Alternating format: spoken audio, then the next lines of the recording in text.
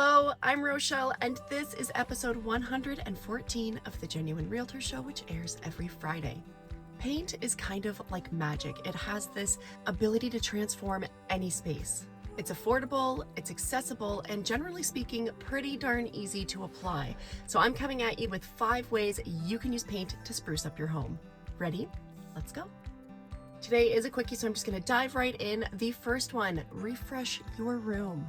The easiest way to bring new life into your space is to give it a new fresh coat of paint, especially if you are changing up the color. You can even have an interior design consult so you make sure you're picking the right color for your space. Number 2, a big impact can be had by painting your cabinetry.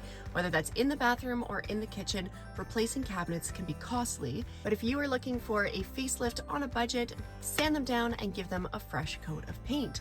Don't go too bold unless you are having it professionally done. Stick to those neutrals so that people can't see any little mistakes that might happen if you're DIYing it. Number 3, paint your front door. Give your home a pop of color and freshen up that curb appeal.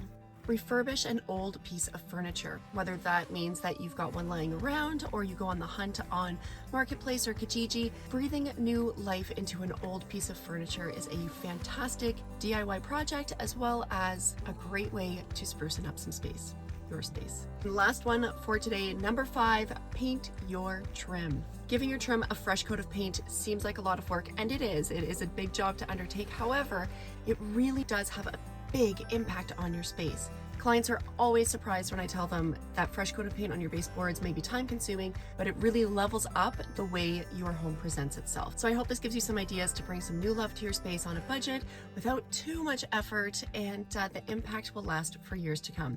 And how could I possibly sign off without first saying, if you are looking for a realtor in the Hamilton, Burlington, and surrounding areas, I am always happy to help. Please reach out and we can chat about your real estate goals.